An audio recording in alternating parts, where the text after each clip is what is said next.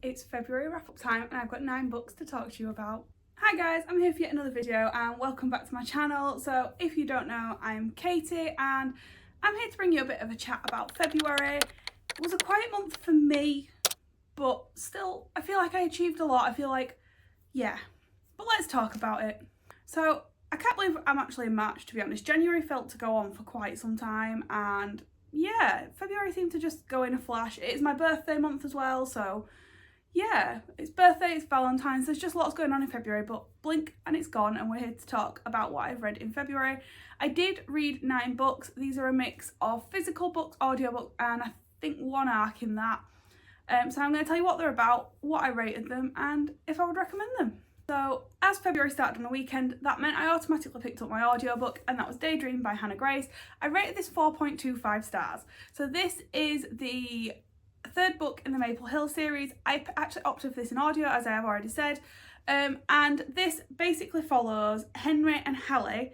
So if you've read the first 2 books, you'll see where that goes. As much as, I mean, you probably could read it as a standalone, but I would recommend you get to know the characters because they do talk about, probably more in this one than they do Wildfire, about the characters and the development of them. This was definitely by far my favourite book in the series.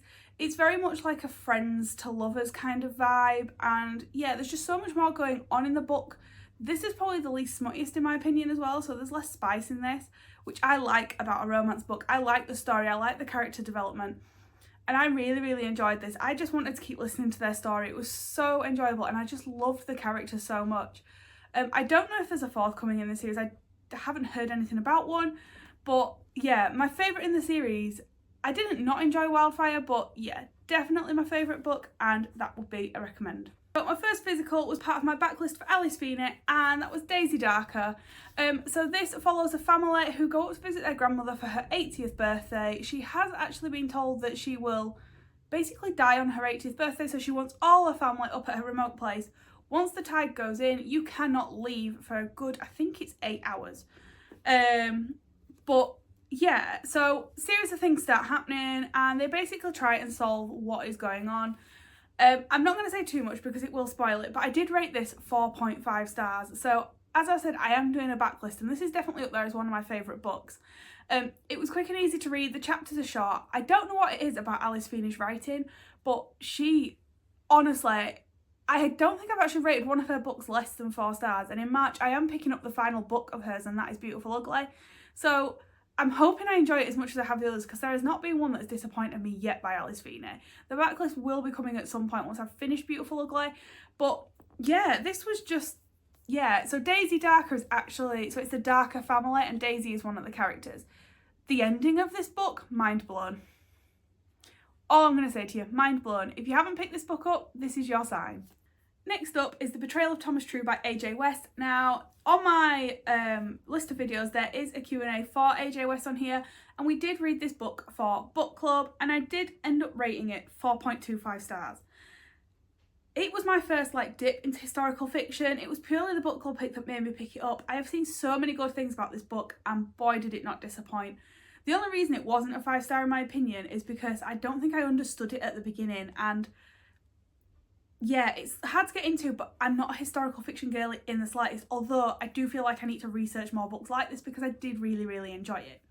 So this basically is set in the 1700s and it follows primarily Thomas True and Gabriel. There are several other characters within it that you'll get to know, and basically they are referred to as Mollies. So they are gay and they are basically, if you, in the 1700s, if you were gay, it was basically illegal and you would be hung. And it basically follows them as they try to hide their identities and figure out who the rat is that is telling everyone who is gay and who needs to be basically hung. This story, I will tell you now, I did not expect to cry. So I had about 40 pages left before I went to work one morning and I was like, oh, I'll get that finished. I've got half an hour before I start work. I did finish it. I went to work with red eyes. Because the end of that story, you need to read it carefully because otherwise you could quite easily miss the massive thing. But I think that's because you're so enthralled in the book. I could talk about this book forever. My full review will be out on my other socials. But wow, AJ West has done a fantastic job with that book, and the story is heartbreaking, emotional, but unfortunately very realistic, and it is actually based sort of on a true story. So obviously AJ's put his own twist on that. But yeah, I learned so much from that Q&A with AJ West, which is probably why I can talk about this book so openly now. But yeah, that is my review. But yeah, if you haven't dipped into historical fiction, I would definitely recommend The Betrayal of Thomas True. So another author I want to backlist at some point during 2025 is John Marrs. So in that, for audio, I picked up The Marriage Act. So I did actually rate this 4 stars, but I did find it a bit slow going at the beginning. So basically couples sign up to, like, if they get married, they can join the Marriage Act. It gives them better health benefits. There are a lot of perks to joining this Marriage Act. However, you can be recorded at any time. So there's a device in your home that records you, gives you relationship advice. And if they think you need putting on to the next stage, a relationship counsellor can come out. On that, obviously things start happening. It's not just as plain and simple as that. But once you get into it and you do figure it out, and I do think maybe me listening to an audio might have been where I went wrong with this book. I probably would have understood it better had I read it. I almost feel like because I was listening and doing other things, I maybe should have listened better, but that's a thing for me. But yeah, I did enjoy it in the end, and it does take a bit of a turn. Again, John Marrs is another author I really enjoy. I've read 3 or 4 of his books now, and I don't think, again, I've rated them less than 4. So we're going to see how that goes. I've got a couple more of his books to pick up this month, but yeah, I would recommend it, but just pay full attention. It does take a lot to get your head around. So an unexpected addition to my February TBR, because I did not have this on my TBR originally, and that is Saving Six by Chloe Walsh. Now, I rated this 4.25 stars. I would say it's probably my least favourite of the series, but still really, enjoyable is not the right word, guys. Let's just say it didn't hit me as much as the other 2 did. So this is the 3rd book in the Boys of Tommen series, and this one follows Joey and Aoife, and it is part 1 of their story. So this actually goes back to before you even meet Shannon. So this is before Shannon even goes to Tommen, and yeah, so this is right at the beginning when Shannon first starts at what is high school over here. And Joey, it follows Joey and Aoife and the beginning of their relationship and how hard-hitting it is. This probably is more hard-hitting in a sense that because he's older, they can show more. Because obviously it would be extremely awkward to show some of the stuff that goes on with teenagers. Whereas these guys are 18, so yeah. It took me a while to read this as well because I was working, but I don't know what it was. For some reason, I seem a bit like attracted to these books. I've put Redeeming Six on my TBR for March because I just feel a bit like drawn to reading this book and this series. But yeah, that's kind of where I'm at the moment. But yeah, I rated it 4.25 stars. Next up, and the only arc of the month, is You Are Fatally Invited by Andy Poligo. I can't say his surname, their surname. I'm so sorry, that was an absolute catastrophe. But this was an arc and it did release in the middle of February, and I know you don't have to, but when I receive an arc, I like to get it read before it is released and give them an honest review. Unfortunately, due to circumstances, work, stress, I received a bit of bad news this month. I didn't get it done in time, but I did get it finished 2 or 3 days after, and I did rate it 4 stars. Now, I have to apologise to this author because it is NetGalley, I think, that actually made this book so much less enjoyable, because once I flicked to audio once it had released, I really enjoyed it, and I was really enjoying it. However, the formatting on the NetGalley arc was that it was not suitable for Kindle. The only way I could read it in an actual book format was on my iPad. Now, the glare on that really doesn't help when I'm overly tired after a day at work. I suffer with headaches sometimes, and my Kindle doesn't really affect me because of the dark light and like the matte-ness of it, if that makes sense. So unfortunately, I really struggled to read it purely on how I was reading it. The text was smaller. There was just so many things that hindered my experience reading that book, and it was nothing to do with the author. I would absolutely recommend it. So this book actually follows a bunch of authors that go to an author retreat where they've been invited by this big shot author.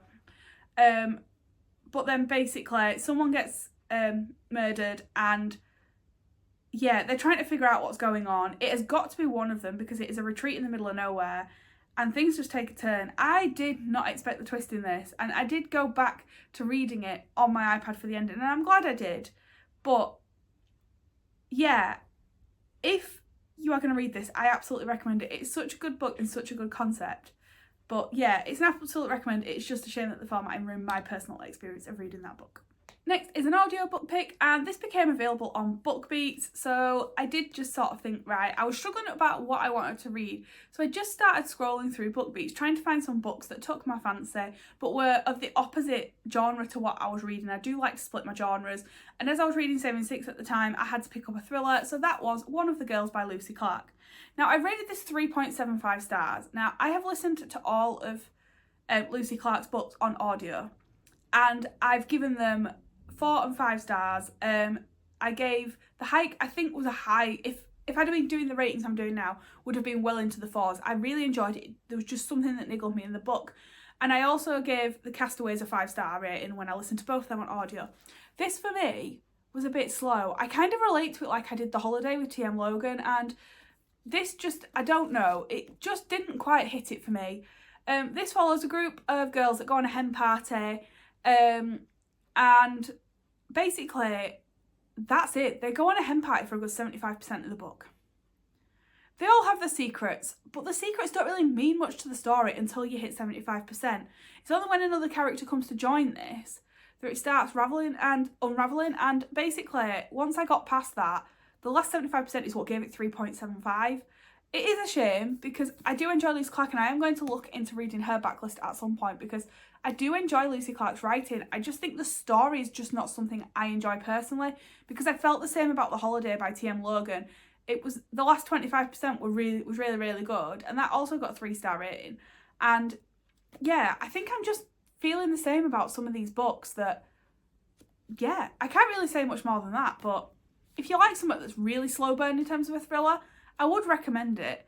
But otherwise, yeah, it just didn't quite hit the mark for me, unfortunately. Now, again, this wasn't on my TBR, but I just didn't know what I wanted to pick up in February, and I scrolled and I scrolled and I scrolled, and I came across The Fiancé Dilemma by Elena Armis. Now, I listened to The Long Game at the back end of last year, and I really enjoyed it, and this was no different. I rated it a straight 4 stars. So this is the second in the Green Oak series. So this follows on, so this is the sister of the main character in The Long Game, and basically she's had 4 failed engagements. Her dad is some big shot, and basically sends over someone to sort out all his PR because it's been found out that his daughter basically can never walk down the aisle. And she always ends up bolting and leaving the man at the altar, which, you know, if it's not for you, it's not for you, is it? But what I really love about Elena Armis's writing is that I get so invested in the characters, and I love it. So, like I said, I've listened to this on audio. It was super enjoyable. I did really enjoy it. I think it was a bit slow going at points for me, so it just didn't feel like a 5-star read. And the chapters are incredibly long. So in terms of audiobooks, the chapters are actually 45 minutes long. I haven't counted pages for that, but yeah, I don't think if I'd read this in physical I would have enjoyed it much, purely because of the long chapters. In audio, it doesn't feel too bad until you want to stop at a chapter point for the next day. Then it becomes an issue. But yeah, I did really enjoy this. I do like her writing. I just wish she would write shorter chapters, but other than that, I would absolutely recommend this book. And we've already reached the end of the month, and that is Plain Nice by JP Delaney. This has been on my TBR all year, basically. I know we're only in March, but that's 2 months.